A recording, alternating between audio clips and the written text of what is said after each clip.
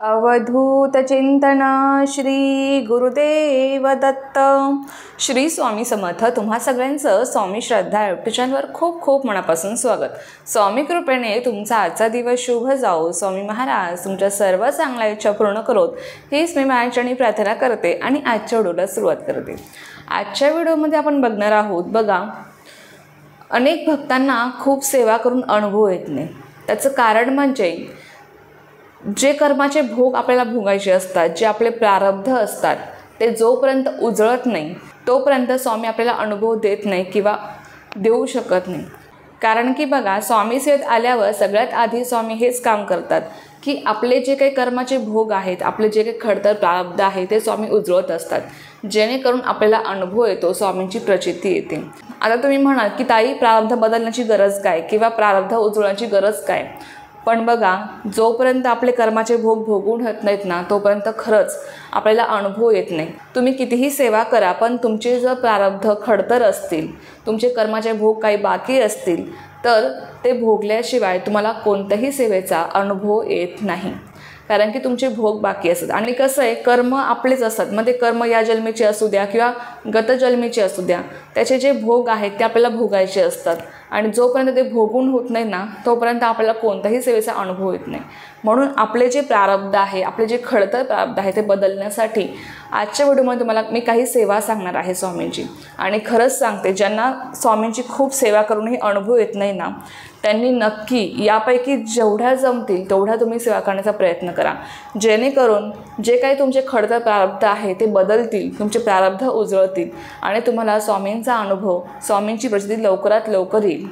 बघा, स्वामींना आपल्याला अनुभव द्यायचा असतो. स्वामी कोणाचीही सेवा कधीही वाया जाऊ देत नाही.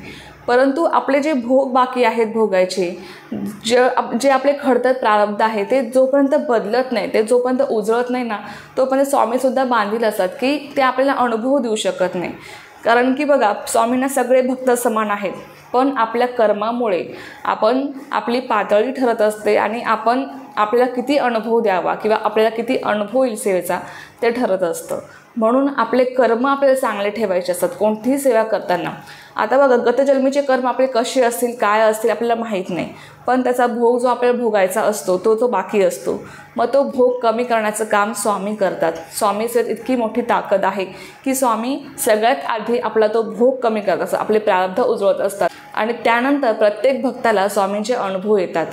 सगळ्यात आधी जो कोणी भक्त स्वामी सेवेत येतो ना, सगळ्यात आधी स्वामी हेच काम करतात की त्याचं जे कर्माचे भोग आहेत ना ते त्याचे कमी करत असतात, त्याचे प्रारब्ध ते उजळत असतात आणि तेव्हा त्या भक्ताला स्वामींचे अनुभव यायला सुरुवात होते. बघा, यापूर्वीचे कर्म आपले कसेही असू द्या, पण यानंतरचे कर्म आपल्याला चांगले ठेवायचे आहे. म्हणूनच मी तुम्हाला नेहमीच सांगते की स्वामी सेवा करताना आपले कर्म चांगले ठेवा. कारण की आपले कर्म चांगले असतील तरच आपल्याला स्वामींचे लवकरात लवकर अनुभव येतात. आता बघा, मागचे जे कर्म आहे त्याचा भोग जो आपल्याला भोगायचा आहे तो कोणत्या सेवेने लवकरात लवकर कमी होऊ शकतो, आपले प्रारब्ध कोणत्या सेवेने लवकरात लवकर उजळू शकतात, ते आता आजच्या व्हिडिओमध्ये बघूया. त्यातली सगळ्यात मोठी आणि पहिली सेवा म्हणजे आपण स्वामी सेवेत का आलेलो आहोत, अर्थात आपल्या सांसारिक अडचणी दूर करण्यासाठी. आणि त्यात काही वाईट पण नाही आहे. आपली जी दुःख आहेत, प्रॉब्लेम्स आहेत ते सोडवण्यासाठी आपण स्वामी सेवेत आलेलो आहोत, बरोबर. परंतु आपण कोणतीही सेवा करताना स्वामींना आधी आपण आपली इच्छा व्यक्त करत असतो. आपण स्वामींना मागतो की स्वामी मला हे द्या, स्वामी मला ते द्या. आपली इच्छा असते. प्रत्येक सेवेमागे आपण स्वामींना काही ना काही मागत असतो आणि मग आपण सेवा करत असतो. मग आपले जर प्रारब्ध आपल्याला उजळायचे असतील तर आपल्याला फक्त आणि फक्त स्वामींसाठी सेवा करायची आहे. स्वामींना काहीही मागायचं नाही. स्वामींसाठी आपल्याला फक्त सेवा करायची आहे. बघा, तुम्ही आठवड्यातून एक दिवस असा निवडा, ज्या दिवशी तुम्हाला वेळ मिळेल त्या दिवशी तुम्हाला फक्त आणि फक्त स्वामींसाठी सेवा करायची आहे.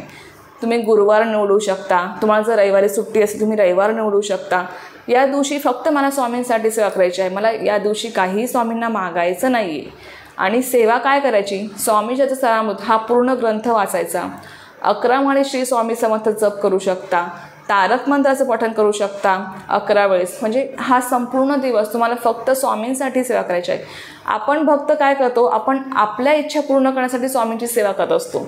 पण जेव्हा आपण स्वामींसाठी स्वामींची सेवा करतो ना, स्वामींना काही न मागता, ती सेवा निस्वार्थी असते आणि त्यामुळे आपले जे प्रारब्ध आहेत ना ते उजवायला सुरुवात होते.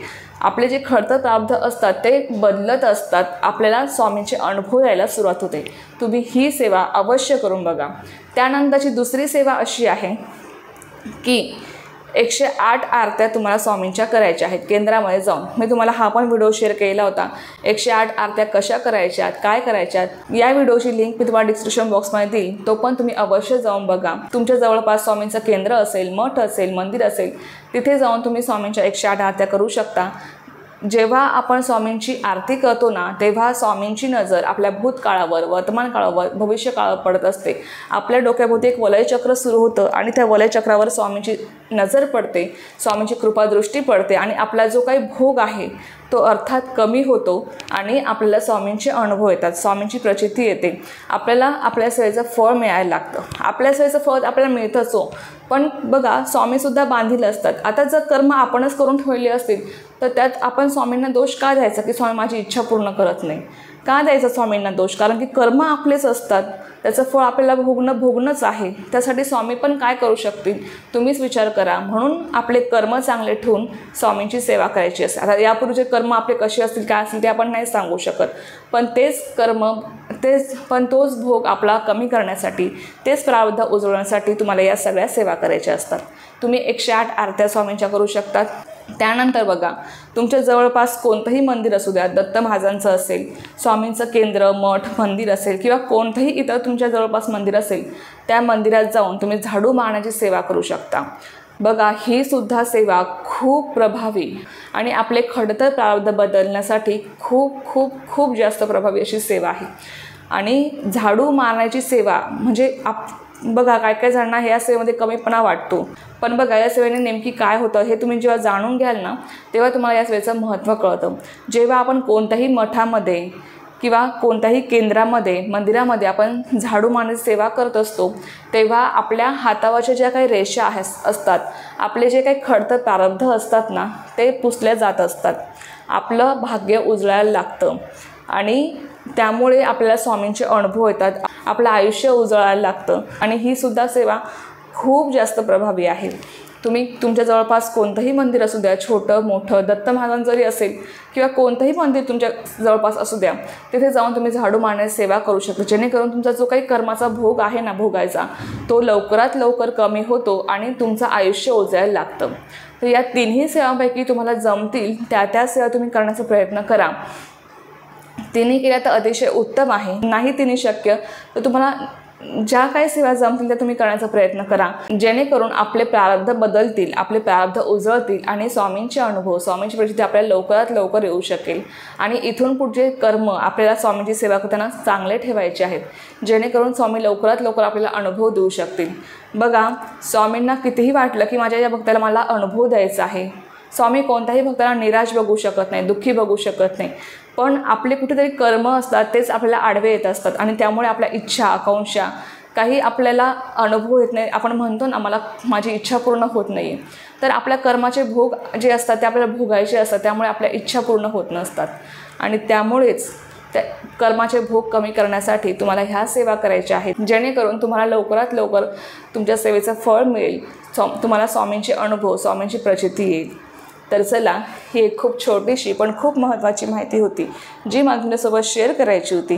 तर जायली सेवा मी स्वयंमांशनी रुजू करते आणि आजचा व्हिडिओ इथेच थांबवते. तुम्हाला जर ही माहिती आवडली असेल तर व्हिडिओला लाईक, शेअर, सबस्क्राईब करायला विसरू नका. पुन्हा भेटूया अशाच एका नवीन व्हिडिओसोबत किंवा नवीन विषयासोबत. तोपर्यंत सर्वांना श्री स्वामी समर्थ. जय जय स्वामी समर्थ.